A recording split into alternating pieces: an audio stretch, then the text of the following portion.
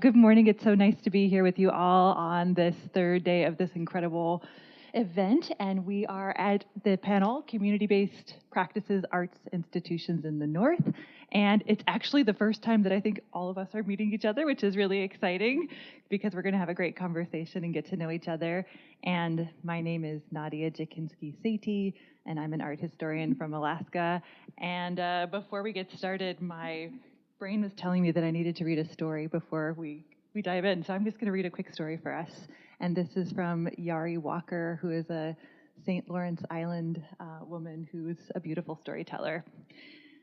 Once upon a long time ago, when our Creator made the earth, he put many different types of animals in every part of the world according to the environment. The Creator put the first yuk in a kayak, and the kayak washed up on a beach.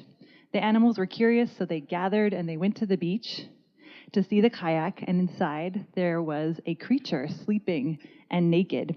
And the caribou said, "Look at this creature, he won't survive, he's going to freeze to death, he doesn't have any fur."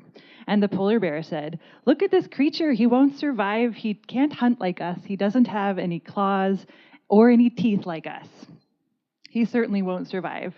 We must sacrifice ourselves to him because without us, he will not be able to survive, but he must treat us with respect." The animals decided together that they were going to call him Yuk, human. And eventually the Yuk woke up, and the wolf said, "You are Yuk, you are human, and we have decided that we will sacrifice ourselves to you so that you can survive. Without our fur, you'll freeze. Without our bones, you can't make tools. Without our meat, you cannot eat. But you must treat us with respect. You must not take more than you need. You must not waste, and you must share." And I wanted to share that short story, again, from Yari Walker, because it brings about this importance of community. And in all of our communities, art is one of the ways that we are all tied together, and it shares who we are and where we come from. So I want you to remember that story, and as we're thinking about community-based arts practices today, I want you to imagine in your own mind your communities and where you come and what brings you that sense of community. So we're going to start out today by doing some introductions to get to know each other, because again, this is our first time meeting. So I'm just going to go down this line here, and if you would please introduce yourself and share where you come from and a little bit about your work in relation to community practice, that would be wonderful. Hello, I apologize I was late this morning. I got a little lost. I just came in at like midnight last night, so I'm a little tired. My name is Special Kusugak, and I am from Rankin Inlet, Nunavut, and I've lived there most of my life. I absolutely love it. I don't think I'm ever going to leave. I work at the Qinnirajaattuq Regional Visitor Center in Rankin Inlet, and I am the coordinator there. So I'm actually the only employee at the Qinnirajaattuq Regional Visitor Center. So some days it gets a little hard. Like right now, it's closed because I'm here. But I love my work because I get to showcase things that my region, my Nunavut, got to make and show visitors what they have to offer, and a lot more.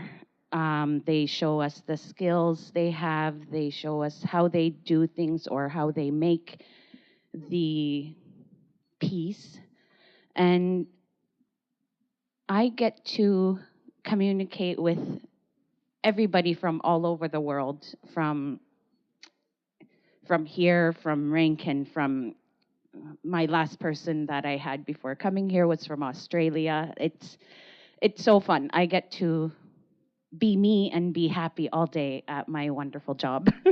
I don't know what else to say, so I'll stop here. Thank you.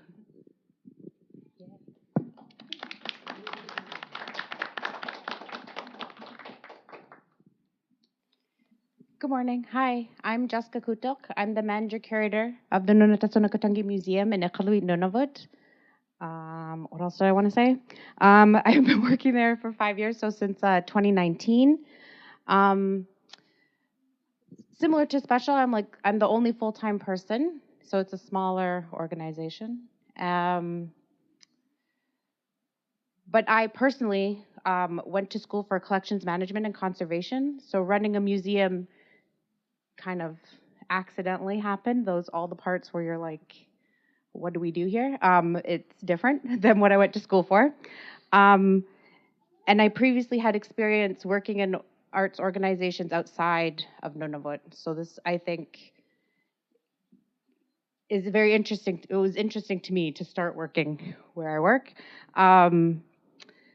And I just want to mention, because I realized today, I'm like, oh, this is my chance to tell people about me, and you could talk to me later. But I worked at arts organizations before the museum, which was the Nunavut Film Development Corporation, and it's a funding body, but also just like an industry network.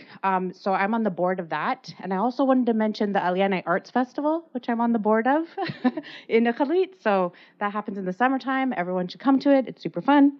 And so just to say that I came to museum work and arts things as a fan. I don't make anything. So it is fun to work in the area, but there's also lots of challenges, and I'm excited to talk about those very soon.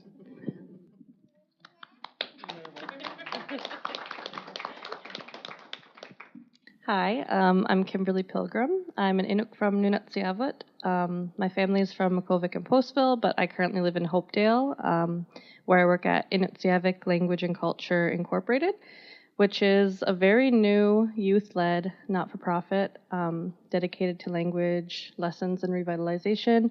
So we do Nunatsiavut dialect of Inuit and also cultural programming. So we do a lot of like sewing, and we're trying to do more on the land stuff, and we're very new, so we're open to suggestions, and we just try to do what the community wants. As for my background in education, it's not really related to what I do. I do like administration work and stuff at Inutsiavik, but a lot of our team members, we're a very small team, wear a lot of hats, so we kind of just jump in and do what we can to support each other. But my education is in anthropology, and I also did Inuit studies at Inez, which was very fun. I'm trying to think what else I wanted to say, but it's pretty much it for introduction.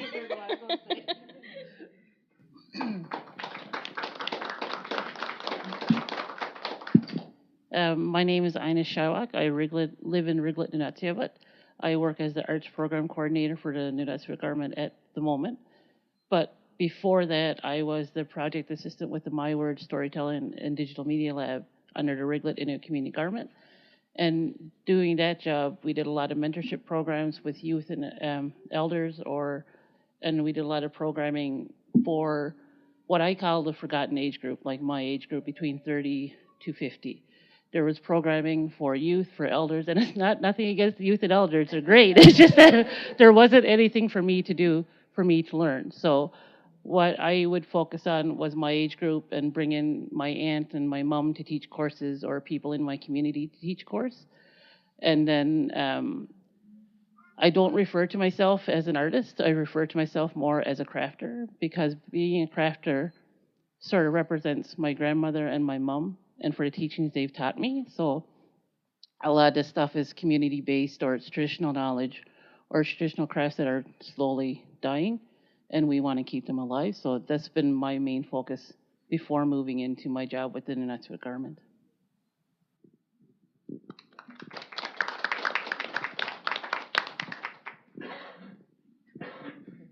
There's another microphone over there too, so feel free to use that one. But Kim, you mentioned that some of the projects that you work on are land-based, and I'm wondering if that is something that each one of you is working on. Are there ways that you incorporate being on the land, or bringing students out onto the land? How do you incorporate land into community-based arts practices? And whoever wants to answer that.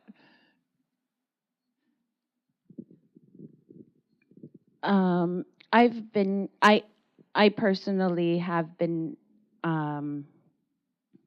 in programs and courses that are land-based, but I don't have the resources yet to do it at my work, so I join other organizations and whatnot. But what I have joined in on, and what's the easiest, I guess, at home, is we have a elders, oh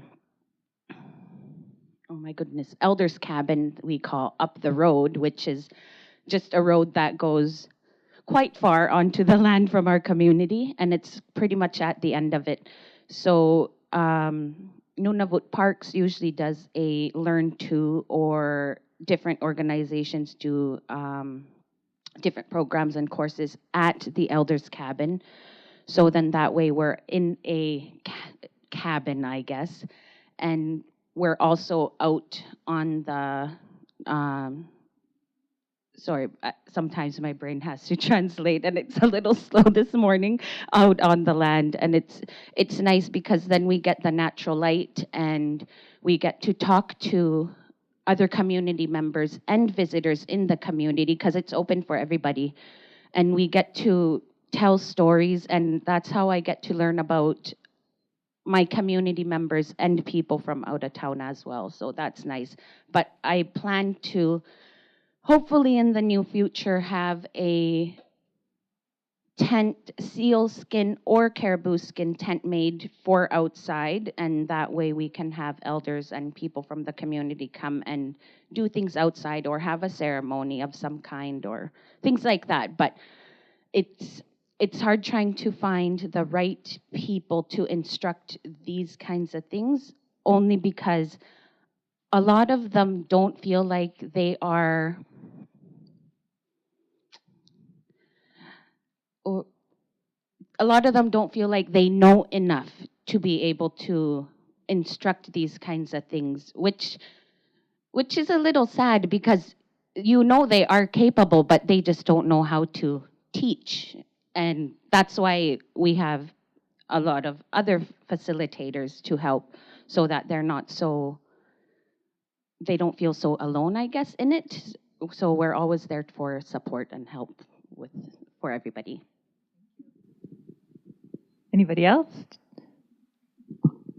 I can talk a bit about how we incorporate land-based learning and stuff to arts in our organization. So with Inuit, it means the place to live well. So we try to be very holistic in the programming and instruction that we offer. So when I say that we want to do land-based things, we want to do like things like wooding programs and just getting off on the land and having a boil up or like a snack on the land. I don't know what the other meaning for boil up would be, but we like want to incorporate the land a lot, because that's where a lot of people draw inspiration from for their artistic practices, and also people draw a lot of confidence when they're on the land. We want to do more in that way, like going off and like interacting with nature, because we find that when people are in that space, they're a lot more like just everyone's the same, and it's kind of like everyone's on one level playing field and everyone can like bounce ideas off of each other.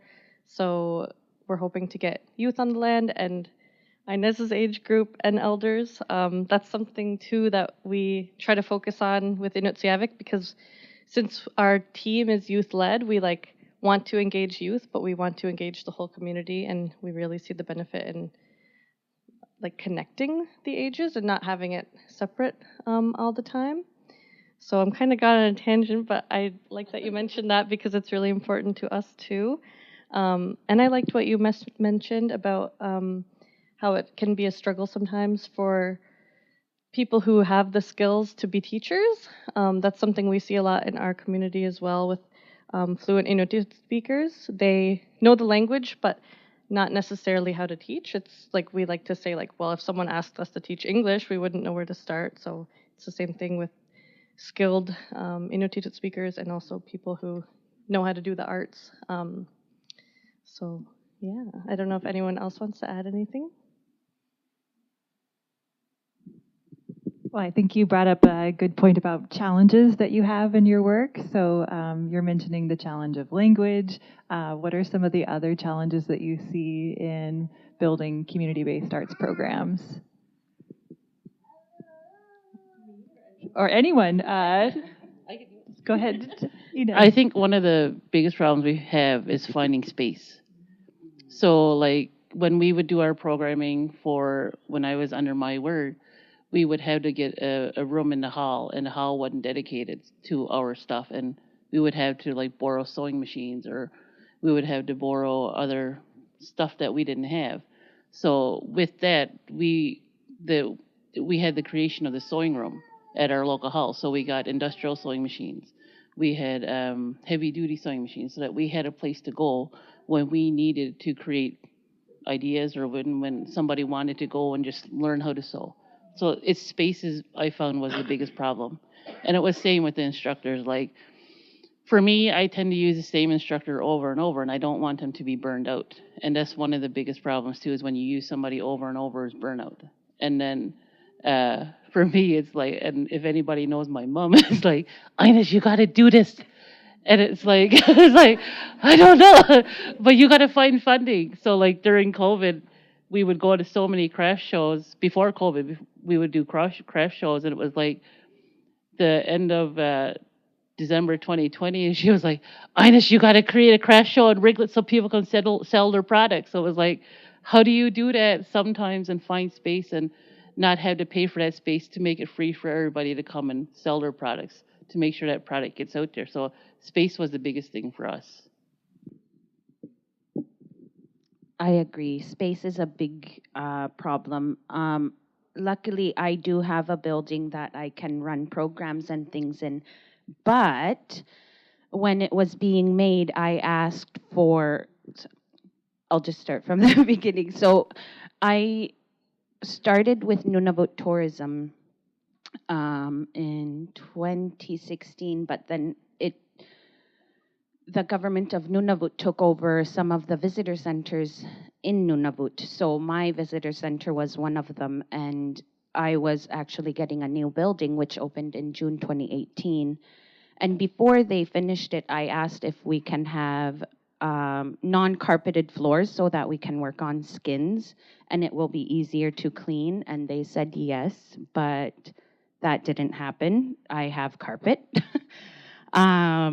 They said I was going to have a kitchen, fully functioning kitchen, oven, whatnot, for the community, so I can do community lunches or something. I didn't get a kitchen. I got a sink and a tiny fridge. We do have a community hall, but Rankin Inlet is a busy community, so that place is booked all the time now. Our new arena is only available during the summer months, which is probably from like May till September.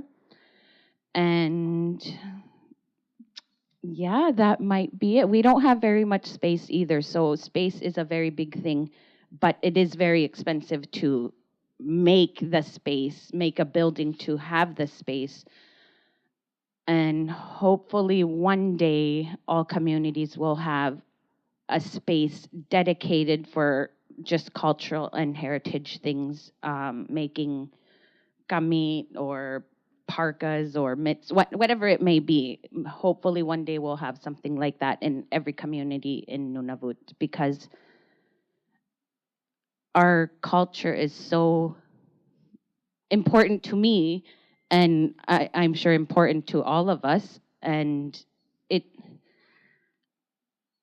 would have been so nice growing up with something like that, and I want my grandkids to grow up with amazing buildings, amazing things we can do with all the talent we have in Nunavut, Inuit Nunanga, actually. That's it from me. Okay, guys, hi. I wrote a list down of all my challenges. So that's a good question. I've been waiting for this one. No, sorry, guys. I just wanted to, I like hearing everybody, and I appreciate actually that I think have different institutions. So I just wanted to mention my institution so I can explain that I sort of don't feel like space is my problem.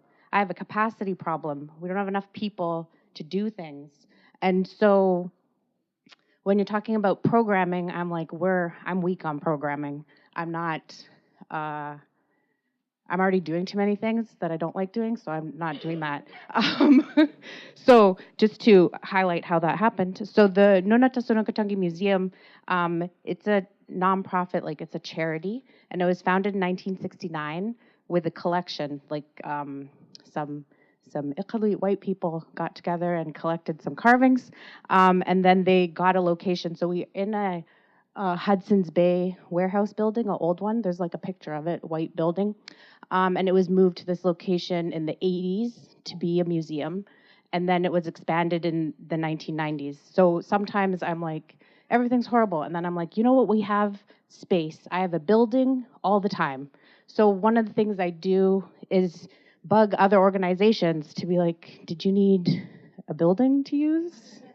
Because I have a building, but I have no capacity to come up with something to do. So if you'd like to feature, your workshop or have a meeting or present an exhibit on something that like a partnership organization. So we do work with obviously I can't remember. I didn't write that part down. Like Embrace Life Council in Nunavut, they do an art contest, so we show their work. Sometimes we work with the Kudlukstas, the Women's Council in Nunavut. They do also an art messaging project, so it's at the museum. So just to mention that's how I sort of try to work with what we have and fill it in with help from other people. So just to say that at my institution where I work, we have rooms for exhibits, and we have a gift shop, and it's available for people to rent for their specific kind of meetings.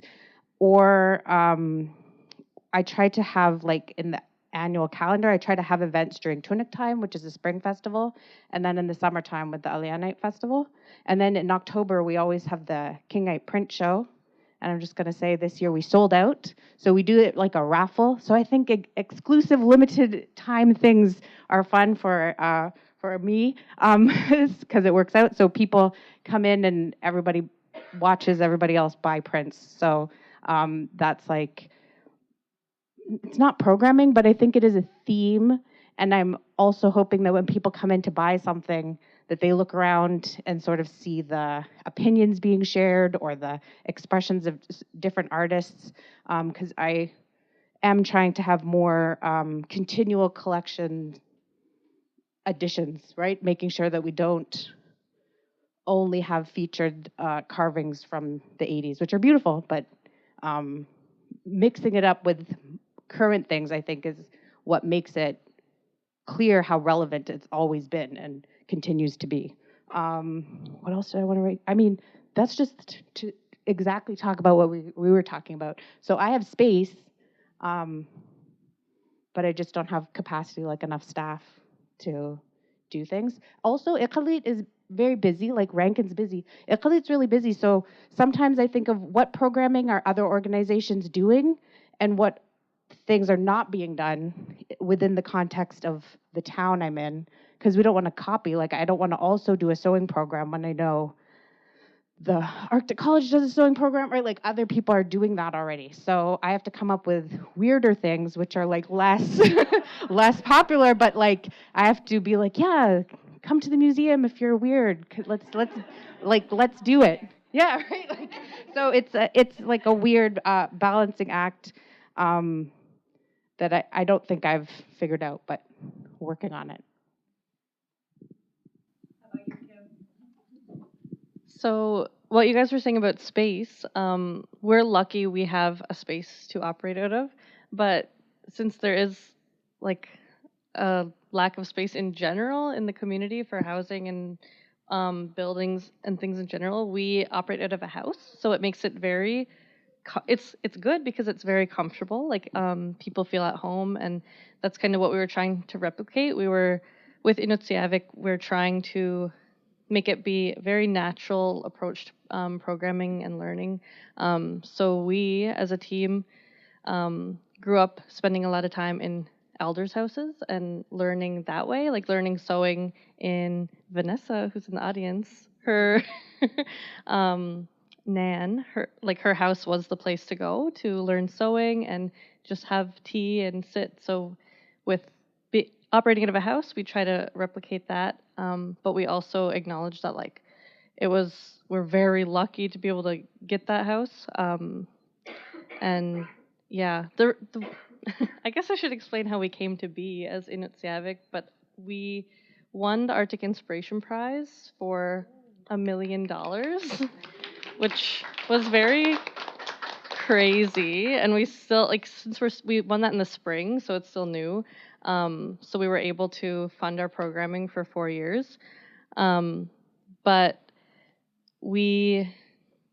I guess what we saw in our community that was like a gap was that like all of the like art programming was being done by our regional government, the Nunatsiavut government, besides people just doing it in their homes and things like that. But there was no like not-for-profit or like non-government related avenue for people to learn. And that's what we really enjoyed growing up as a team. So we wanted to kind of add that, and I guess the Arctic Inspiration Prize liked our idea. So with challenges, we have also kind of struggled to get people involved to somewhat of an extent. Like there's some things that are like a hit, like our sewing circle. People love to come to sewing circle. We have elders tea time, and people like to come to that. But even though we're young and we're youth, we struggle to get other youth involved. And we think that us being young has some pull to people wanting to come, but like teenagers and like young 20s are very hard to like pull in.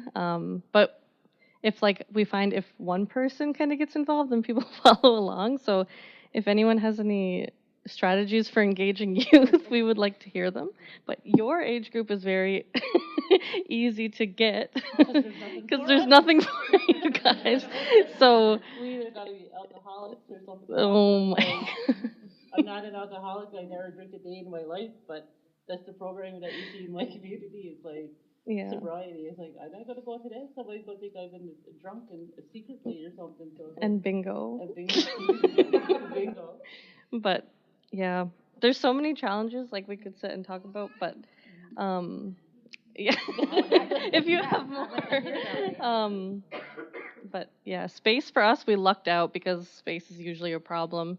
So it's interesting to hear that you have the problem of engaging people. But yeah, I guess it's because Iqaluit is bigger, so there's more. But yeah, I don't know if anyone else wants to add. I just wanted to say, in Alaska, when you're trying to bring in youth, sometimes you just feed them. So one of the projects that I helped put together was it was like a sewing workshop in Shishmaref, but it wasn't advertised like that. It was advertised like a pizza party, and then they came, and then there were other things to do. So what are other strategies that the rest of you do to bring in youth? And also, I just will mention there are so many women here, and many of our panelists are women, and a lot of the activities are women focused. So how do we encourage the men and the boys to join too? Do you see in your communities, is it harder to get the men and boys involved? No, go ahead. I'll be really quick. That's something we're really trying to focus on, and we're lucky. Nick was supposed to be on this panel, but Nick is very good at getting young men and men in general involved because I guess they're inspired by him. He's younger than me, and he's really good at talking to people and drawing people in. I wish he was here to add to the panel. But what we're trying to do coming up this month and this winter is like tool making, like traditional tool making, like ulu making or hulik making. And it's going to be like apprentice style, so one-on-one, so that men can feel more comfortable and like feel like there's something for them. Because like you mentioned, like there's so many women and a lot of women are involved, but men are kind of off. But I think it's very important and very foundational in our community to have things for men because they struggle and they need things as well. So that's something that we try to work on. And it's actually really nice at our sewing circle because we have an elder man who comes and sews, and it's very good. And we're always like, oh, like Mr. Abel's so good. Like I would be so good to have more men come and be in this female-dominated space, which it usually is in sewing circle. And elders tea is also a lot of women. But yeah. Uh, I have noticed there's a lot of things for women, and w- what I've noticed what helps bring men in, had to think about how to say that, is having a male employee. That really helps. Where I grew up, sadly, they all think they have to be very masculine. And they would make fun of people who would try and do different things and whatnot. It's getting better, but growing up, that's how it was. So the men who are men now I think they're just having a hard time trying to open themselves up to the world, I guess, because they always do all the hunting, all the making of the hunting tools, or by doing manly things, I guess. And to bring guys into whatever program, uh, the how do I say this?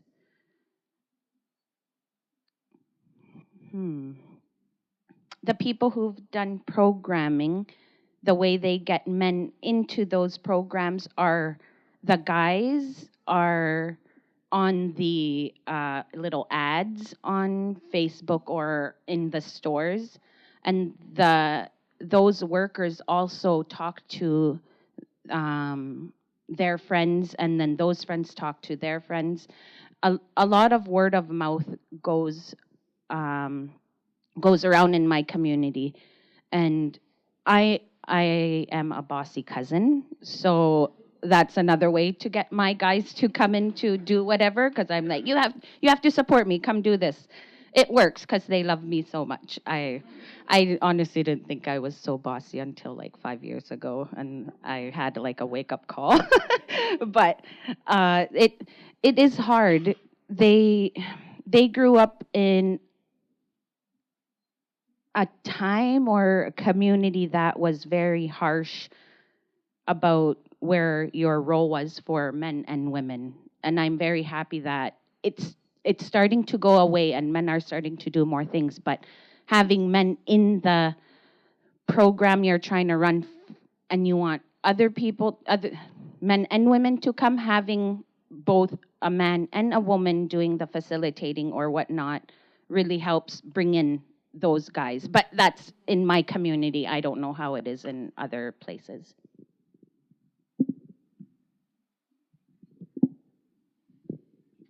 My turn. Hi. This is a good question. I haven't really thought of it in that way, because I mentioned about not really having programming kind of things. But Inuit men do come into the museum specifically because we have a gift shop. So I buy from artists in person. And so I do that 1 week a month, like exclusively. So then like the first day we open, there's like 5 Inuit men standing there being like, buy my carving, right? So over the 5 years, I feel more comfortable being like, oh, your artwork's so nice. But I can see that they don't, like, from that observation, I see that the Inuit men will come in and sell the great thing they make, and they might look in the gift shop, because I've organized it more clearly with each artist's stuff, their names, their pictures. Recently, we started interviewing them and putting a paragraph with what they've made and how they came into being an artist. And so they'll go around looking at what they still have for sale, and they'll be like, my cousin made that, or that's not a good one my cousin made, or, oh, I didn't know he made that kind of thing. So while they're waiting, they might be looking at things in the gift shop, which I've tried to turn a little bit more into an exhibit, but they don't go into the other rooms. So I have to sort of say, oh yeah, there's prints over there, you can go look around, right? Like, I have to come, sometimes I'm in the mood to do that, other times I'm just like, okay. So just to say, I think it would be very tough if I was trying to reach that group, because I feel like maybe when I also started working at the museum, I did come up with these artist appreciation days. And so people would come in because I'd be like, oh, I found some walrus tusk in the museum. We're never going to make anything with that. Come take some stuff. And then people would show up and take the stuff, and then they'd be like, bye. But like, it's very like specific.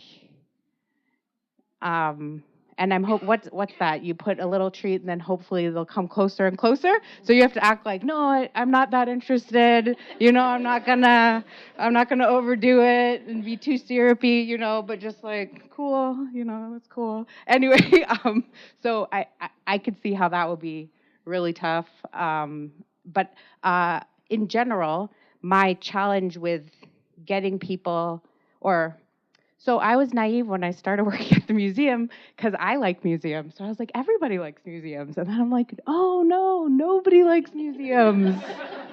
Dang, right? I was like, So it's like, it's fun for me. I like looking at stuff. And then I'm like, but I already like it. So then I'm like, okay, how do you get into other people's interests? And so really, I've just lowered my expectations. And I'm just like, okay, maybe no one's coming here. But like the two people who come here, they spend a good hour looking at everything, right? And I'm like, that's how I'm going to assess if anything bad, like if I put something up that's bad or I'm doing something that's bad, if they come in and they're like, ugh, and then they just leave, right? I'm like, okay, the length of the visit, that's how I'm going to gauge if it's going well. The other thing I learned is that if people don't say anything, then it's going well. Because if they're complaining, you can believe them. But if they come in, they like smile at their buddy they came in with, then they leave. And I'm like, okay, they're happy. They were happy with that. They didn't say anything because I hoped, oh yes, look at all the hard work I did. Talk about it. And they're like, no, you make it look too easy. So they're just like, oh, nice. And then they leave. And I'm like, no, that took a long time. You should tell me it was good. But anyway, so like, just to say, just like visitors in general, I'm like, how do you get people into it? And I was recently reading like Statistics Canada to be like, okay, in the context of Canada, there's only like 30% of people who go to museums. So then I'm like, okay, Iqaluit's like 8,000 people. What's 30% of that? And then I'm like, no, we're doing better than that. So it's actually not the worst, but it could be much, much better. We keep track of how many people visit. So kind of annually, it's like 8,000 to 10,000 people. And we also keep track of if they're Inuk or not, kind of just by guesstimating. And it's like 20%. It's like so low.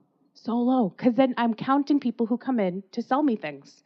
So that, came in for 2 minutes. And they didn't use any museum service. They came in for the gift shop service, right? So that really depressed me as like a person being like, why am I doing this? So that brings me to my main challenge, which is like, just like trying to believe that a museum is relevant. I don't see the proof. I don't see it in the numbers. I don't see it in the funding support. I don't see it. So I wonder then, like, why? And I'm like, okay, yeah, museums aren't part of Inuit culture. And Inuit culture continues and is alive without a museum.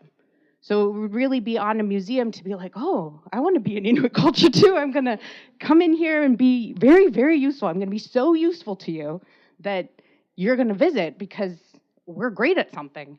And so that's a challenge to me because I'm like, what would that look like? What would that be? Because you can't, through an exhibit, be like, I talked to a grandmother and learned how to sew, and they corrected my stitch, and they, were giving me permission to be inventive. Like, you're not getting that from an exhibit. You get that from people, and you get that from trying. So I get that programming would do that, but I'm like, but a museum isn't necessarily programming. So what part of it is relevant? So if anybody knows, I'd love to hear that. That helps me in my down times. So my current approach to that is thinking that the discussion of what a museum is is bigger than the museum workers. It's bigger than artists. It's the general Inuk. The general Inuk interested in anything, living their life in any way. That's who would tell me what a museum could be, because that's who I want to visit. That's who I'm trying to become friends with. That's right. Like, that's who matters.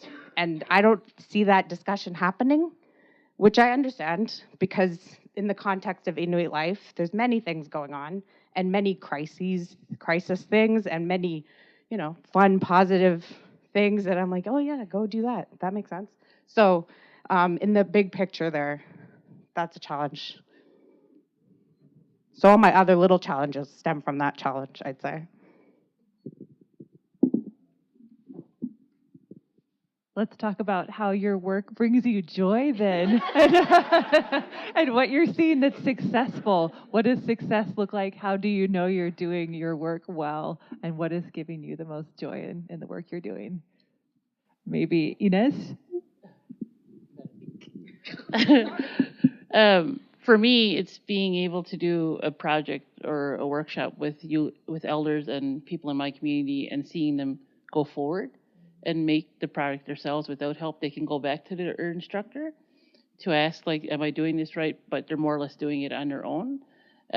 We had one person do a dicky making, so it's a Parker making project. It was a gentleman. He started out with one, he came back, he did another one, and then he sort of did more coats for his family. Like, this is something that he carried on.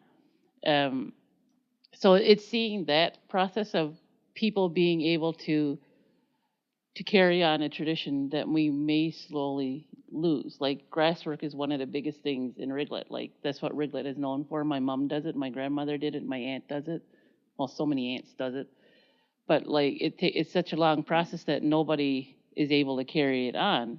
But no, people are slowly coming back wanting to do it. So like, just seeing that and it clicking in people's head that they want to be able to learn how to sow grass, how to pick it, how to dry it, when it's a good time.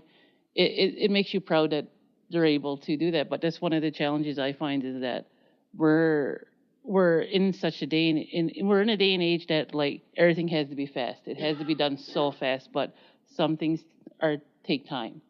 But when you see people coming back and saying, oh, I want to learn how to do this, okay, but you got to dedicate all of this time to it, and they're willing to dedicate all that time to it. And I think I forgot the question, Bob. I never forgot the question because I love my job so much.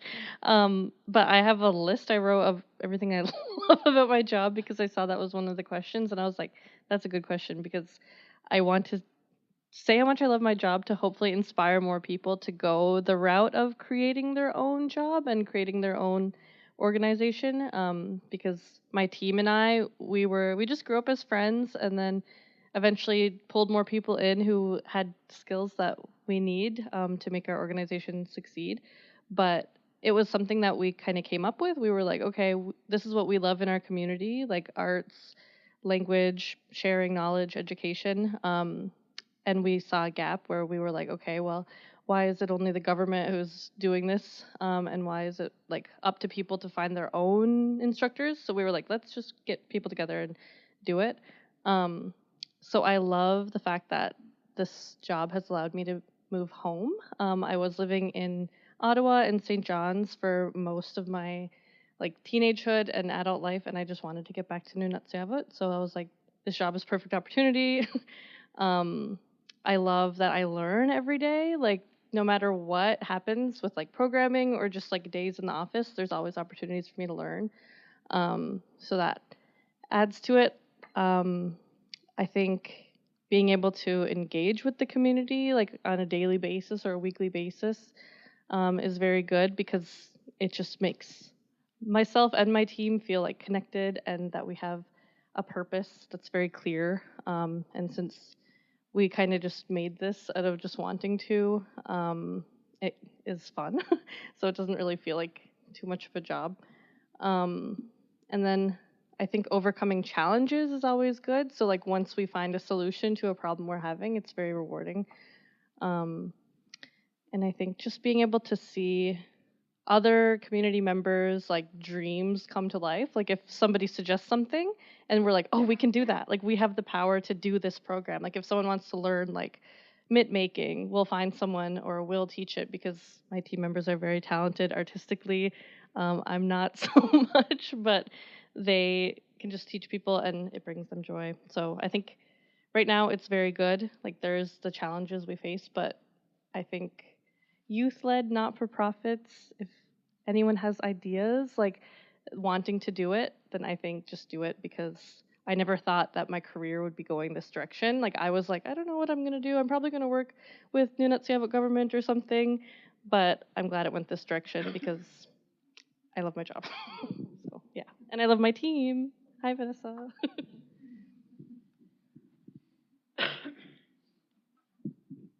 Do you want to answer that question? I'd love to hear your response. Okay. Everything brings me joy. What I love about my job, oh, there's so much. There's so much. I get to wake up every day and go to work, and I don't know who I'm gonna meet, and everybody who comes in is happy. That I love that, because they're gonna see beautiful pieces from all over the Kivallik, and the I don't know. I think I like to see the look in their eyes when they see something new, and maybe it inspired them to try something new. I don't know.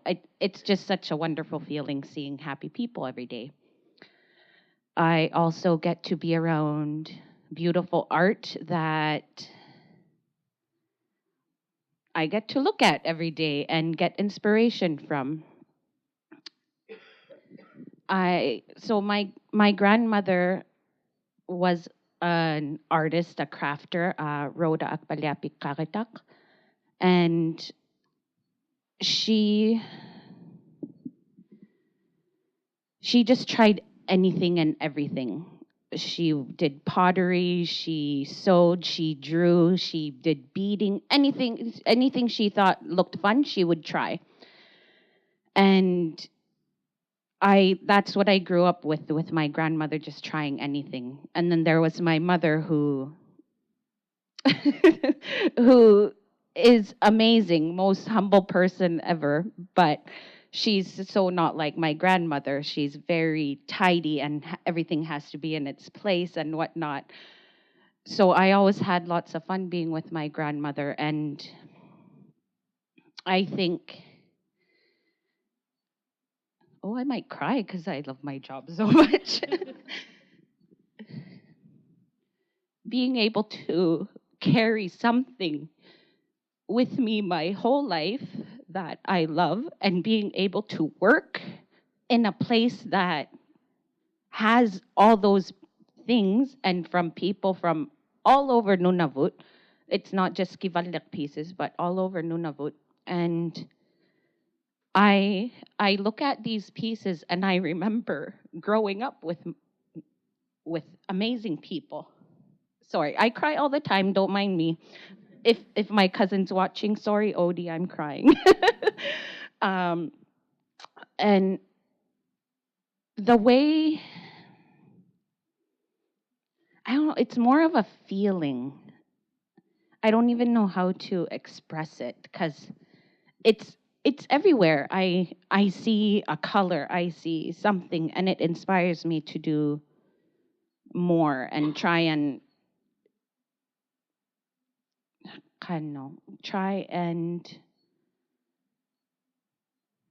get my community to see what I saw, or talk to them about, oh, maybe this is why they did this, or I was told this thing. Like, from working where I work, I got to find out who my family is. I got to see where my grandfather, John Yakaritak, grew up, his house that he grew up in. I got to hear stories of my grandparents growing up from total strangers. And I get to talk to people about my community, about my life, of course I do talk about Nunavut and whatnot, but everybody lives so differently. All Inuit aren't the same. We have our own lives like everybody else, and I like to be able to take us out of that box that everybody puts us in, I guess. They're like, oh, do all Inuit do this and this and this? But no, we're all just regular people like everybody else. Not everybody does the same thing. So I get to educate people about how we live, but also how we became into our own communities and whatnot. Like Rankin, that it didn't start until probably like 1957 when the nickel mine opened, and then by 1962 the government of Canada figured out the nickel mine was gonna close soon, so they had to figure out a way for Inuit to make money. And then so they came up with the clay sculpture project, and then so Inuit got to do that. My grandmother was actually one of them who joined in and started making money. She has a piece, she has a vase actually, I think, at the Winnipeg Art Gallery, and a few more things. And the people that come into my work, they ask me so many different questions that I get to think of different things every day and different ways of trying to explain things to people who don't understand how we do things. Like our humor. Our humor is very different from a lot of other people. And it's hard to tell those kinds of things, but I'm happy I get to tell them about how close we are as a community, and that we know everybody, and people come into my work for all sorts of different reasons, but they're all happy people. And I get to be around art all day. Oh, I think my favorite thing is when when I have nothing else to do, all my work is done, I get to craft or make whatever it is. I bead, I sew, I do all sorts of things. So I think that's my favorite part about my job, is I get to be an artist myself while I'm sitting at work waiting for more work to come.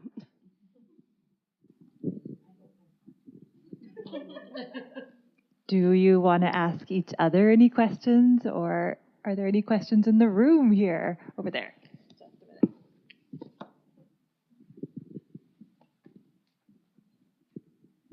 Hi, I came a bit late, so I didn't get to catch everything. I missed a bit of, I think about 20 minutes of everything, but I liked hearing what you're saying from your different regions, and hearing too probably that there's a different level of accessible funding and money and things like that. So you do the best with what space you're given and what money you have, and so yeah, I just had a couple ideas in mind, or a lot maybe. One of, and I've only visited the museum in Iqaluit and in Rankin, so I haven't visited the other spaces. But I think with Iqaluit, which is my hometown, it seems like the permanent exhibits haven't really changed, or maybe community is not aware always of the changes. And like, my grandpa's house used to be right across from there, and like, so it's just kind of like a building that I never as a kid felt like it was where I go, more just the library and like look around in the library and stuff like that. So it's kind of always had that feel, I think, for locals. So yeah, and then it seems like kind of there, and it's a small space too, so that's one of those challenges. The gift shop sometimes feels like it's the most exciting because it's got the most updated inventory that's changing. More interactive exhibits could come alive outside of like glass cases. So like in the one in Rankin, they've got like kind of just the half glass for the animal displays, and so like even little babies like to just go right up against it and like duk doo, and so it's like it's even at that level for people who have like who can't look up as high, for displays that are up on top, so they're more accessible for people who can't go looking up into higher spaces. In terms of engaging youth, I thought it was interesting because there's a youth panel right next to us who are artists, emerging artists. So I thought those would be wonderful people to kind of like pick their brains and ask them like, how do you imagine your artwork on display or an exhibit? And we saw like last night, for those who attended the exhibit opening, really good ideas there. Also, I was thinking about programming and like where you could come coordinate with other stakeholders, like heritage stakeholders and schools, to have like a program with the school children of them creating an exhibit space. And that could be like, sometimes firsthand experience is just the artists in our own families. And so like a child could be like, oh, I want to see like Special mentioned her grandmother's work, right? So of course in your own community you love to see reflections of the work of the people in your own community. And I also want to say that Special is very inspirational when it comes to her workspace. And she has a lot of passion for her community members. She has a lot of knowledge from the region, and I think that makes a big difference when she engages with her visitors. It feels like a very welcoming space. She acknowledges like people who walk into the space, and is like, from my experience, it felt very like everybody is welcome and seen.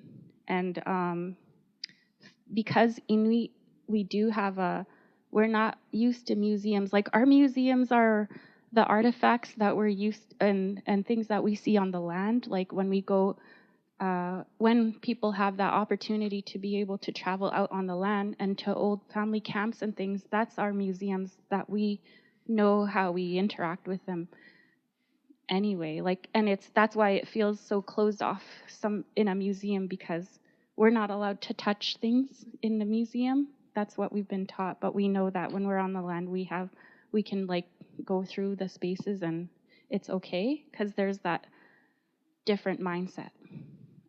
And I think that's kind of like a decolonial practice of like balancing, okay, because museums, you're in a museum and you know that it's for a colonial way of going about things. So it's that figuring out how you want things preserved and interacted with. So that's pretty much all I got to say. A lot to say, but yeah. Thank you for sharing those thoughts and suggestions. I like your idea about museums on the land and as an Indigenous way. Does anybody else have a question or a comment for our panel? Hi, everybody. My name is Paul. I'm here from Montreal. I have worked in the North since 1996. And just in comment to your mention about the explanation in a museum, I was in Australia in a museum, and they had the explanation, you know how when you have an exhibit you have the description, but down below there was the description for kids at eye level with the language that was more sort of becoming to a child. And I was down on the ground looking more at the kids' explanation than I was to the adults. You know, that was just a mention. I just wanted to bring up a point. Like I have worked in Kingate in Cape Dorset, and they had this wonderful what's called stone cut building, and then across the street litho and etching, and then small little cabins that were sort of my home when I was there. But then KCC, the Qinnirajaattuq Cultural Center, got built, and it was a very new, all-encompassing environment. when it came to working and making a mess, as one does in making prints or in artwork and so on, there was this tendency to be very, very careful about splattering. And I think of the mention about the carpet on the floor in Rankin, that kind of thing. So we ended up going back to the old building, which had not yet been designated for anything. And the people, the artists, felt really at home because they could make a mess or they could spread out on the floor type of thing. And I just thought to bring that point across, that so many of the spaces, like you mentioned, the glass cases and the exhibition is all fine, but there really needs to be sort of an allowance for an open venue that can be multi-purpose, that you could do this one day and another thing another day type of thing. And lastly, I just want to mention in terms of the men and all of that, not necessarily participating, and I understand that. Being a man myself, sometimes I'm really shy about getting. I can tell you a story when there was a polar bear killed by a male. I wanted to participate in scraping the skin, and it was a woman's thing, but I got involved anyway. But I made a mistake and I went right through the hide. So the women were like, oh, laughing and kind of sending me on my way kind of thing. So there is that dynamic of a man thing and a woman's role. And I thought just to say, like, I remember an era when the men would get together out on the land and do their thing together, more like healing. And if that could be incorporated somehow, that there's, I don't want to say funding, but a notion to allow for the man expression and creativity that is not necessarily, let's say, weaving or doll making or crafts and that, but it's like expressing themselves in other ways, whatever that is. You know, that was what I wanted to say. Thanks.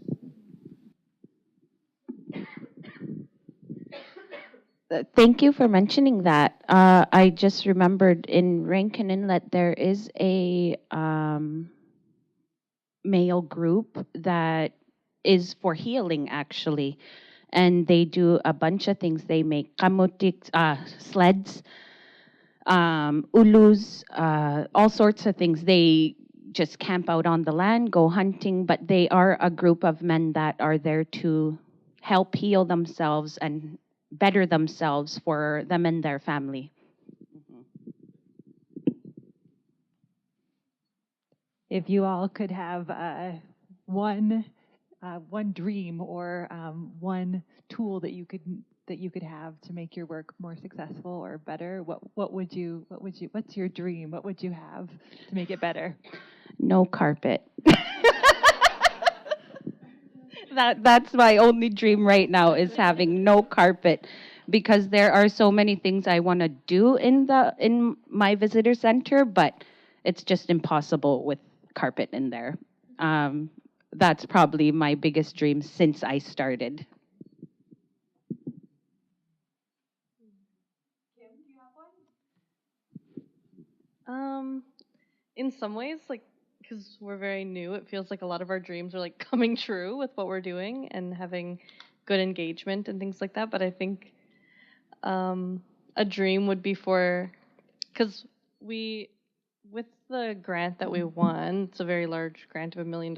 We know that we're set for 4 years, but I think a dream would be for this to continue on in our community and hopefully spread to the other communities in Nunatsiavut and I guess all over Inuit Nunangat, of having a space in the community that's no stress, like you can just come over, spread it on the floor, like do whatever you want during our programming time, and a space for everybody to feel comfortable. So I think that, at least in our region, it would be very beneficial for each community to have that kind of space. So I think spreading what we're doing would be the dream for Inutsiavik.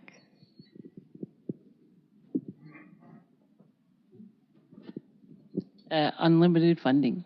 Like, there's so many things we could do, but we can't do it because of funding. Even with my job with the Nunatsiavut government as the arts program coordinator, we're limited. So, like, it would be unlimited funding to do anything and everything that we want to do in our communities. I agree. Yes, please. Jessica, how about you? I'm trying to think. Just like Inuit shouldn't be homeless or hungry. I think it's a community. Just if you raise, I think if artists were freer to do something they wanted to do to express themselves versus relying on it economically, I think that would be, and then we'd all be happier and you could do more fun things with your time. That's it. Okay, ladies, I want to know if you have any questions for each other. Is there anything we didn't talk about yet that you want to share about how it's important to build community through the arts? I think because like you guys being museum people, like I love museums, and I think some of like my team members also are museum people. Like we like it as well, even though we work in a space that's like not museum. Like you just show up and kind of do your thing. But we are interested in showcasing art and things like that. So I think like someone else suggested in the audience, like I guess like fusing like showcasing art and having it be interactive could get like Inuit more involved. So I think I guess spaces where those kind of elements mix together. But I'm wondering like, is there programming that you guys do? Like in museum, like I guess I think I want to know more about like the museums you guys run. So I feel like I'll do my own research afterwards. But like, is there anything you guys do to like kind of engage the community in having art showcases like rotating, or is it kind of like permanent besides the gift shops, I guess?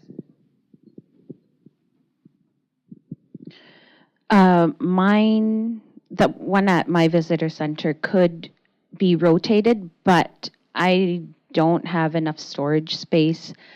Also having to fill out a bunch of paperwork trying to get different pieces sent up. It's a lot of work. And I wish it was easier because then I would totally have more rotating pieces. But with the what was it? Nunavut Inuit Heritage Center being built in Iqaluit maybe next year, 2 years, I can't quite remember. I'm hoping with the building being built, it will have the proper temperature regulations and whatnot for all our artifacts, and it will hopefully be easier to fill out the paperwork and whatnot, because then it's just one flight from Iqaluit to Rankin instead of like from Ottawa having to go wherever.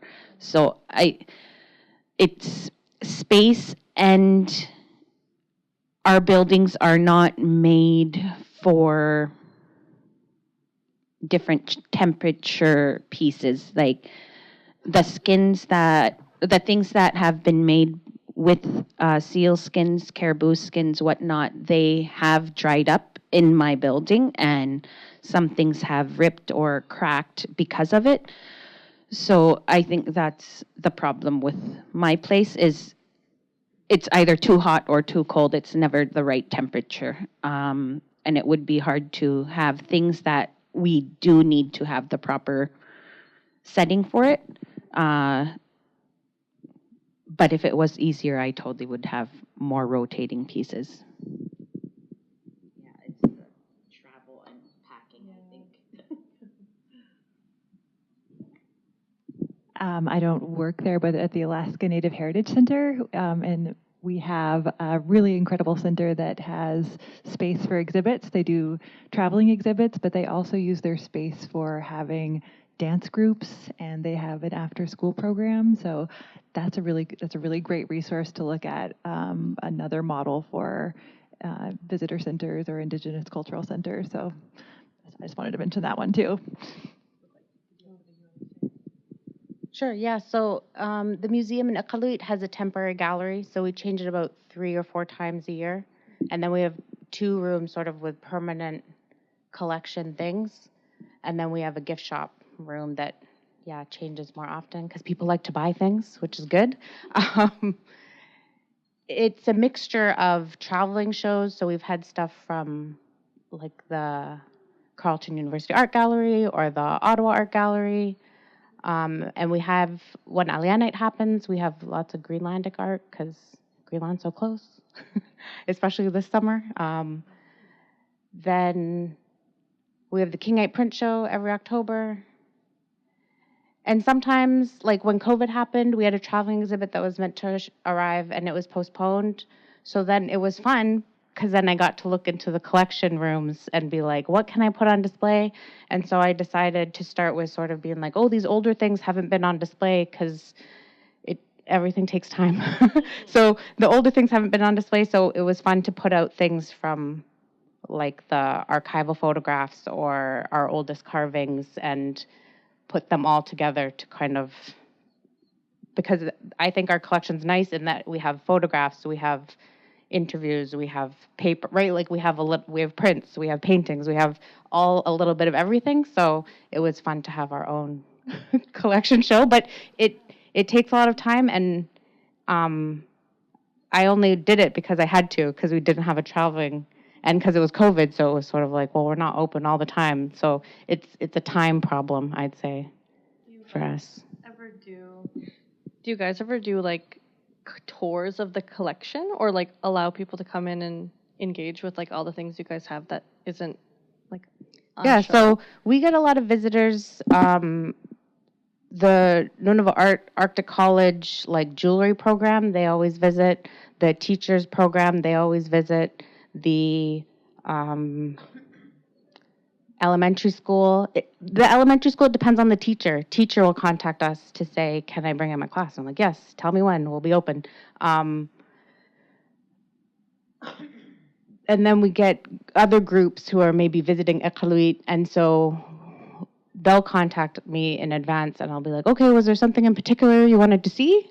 And often they'll say, no, we don't even know what you have, right? So I don't know. And it's actually not like, it's not that fun, right? I'd actually want someone to be like, oh yes, we're very interested in 1970s, prints. And I'll be like, okay, very specific. I can go look for that. But just to be like, we don't know anything about Inuit or Iqaluit, so anything. And I'm like, well, then it's already up. Like, I prefer a challenge that's like specific. So we do get variety of things, which I just wish there was more requests, because otherwise it's just me being like, I'm interested in something, so let me look into it. But if there was like, oh, we want to know this, I'd be like, okay, cool, I can be ready for that. Mm-hmm. Yeah.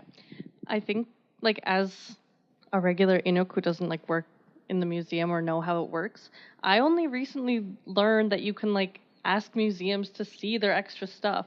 So I think I'm like having ideas now of what you could do to engage like the regular community member, but I think like having community members engage with photographs, like kind of like get them in that way, because we have a collection of photographs in our like programming space that like the elders love to look at, and just anyone love to look at.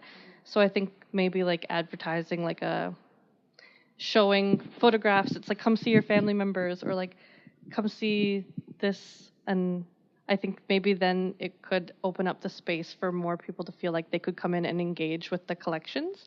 Because for me with museums, it feels like very like, oh, just look, don't touch, like don't ask, like you can't, I don't know. It feels like things are off limits. But that's why I think museums aren't relevant, right? So if it's not relevant, and like working there, I'm like, they're cool. I make them, like I think they're cool. And it's like, because I demand certain things from it. Mm-hmm. I know that I can ask and be like, that's weird. I don't want that part. I want this part. So unfortunately, I think I have museums have like 100 years bad press to deal with, right? And I'm like, I wasn't part of that. But like, you have to go backwards and be like, oh yeah, this thing you think you know about it, I mean, we could just blow that up like whatever you wanted. So I get excited when someone's like, oh, I'm writing an article about this artist. Do you have some in the collection? I'm like, yes, I do. Tomorrow I can put those out on a table for you to look at. But in the 5 years I worked there, that's happened once. And the people who ask are from Southern Canada. And I'm like, I don't care about you. Like, I'm not putting my effort into that request. I actually, like, the guy who lives across the street, he should come in and be like, oh, I want to look at all your harpoon heads. And I'm like, perfect. Please come in tomorrow at 8 a.m. if you wanted to. You want to come in at 8 p.m.? Sure, that works for me too. But it's like a huge problem. It's misunderstood, and it's also like, it's 2024. A museum can't exist that way. I think someone was talking about that, where it's like, it doesn't want to change, but it has to change, so it wants to change, right? I think Ronaldo was talking about that, and you're like, yeah, guys, this is awful, so it has to change. Let's change it. Okay, so everybody here is loud and clear. Come to Jessica with your challenges. She wants to be challenged, and she wants more from all of us. So Jessica, I'm coming to visit you next week, by the way. I think we have ran out of time for this session, but thank you all for joining us. And you know how to get in touch with all of us, I think, to ask more questions. But I hope we all stay in touch and can continue brainstorming about ways to bring out more community engagement in the arts in all of our communities. So thank you, everybody, for joining us again, Quiana, and let's give them all a round of applause.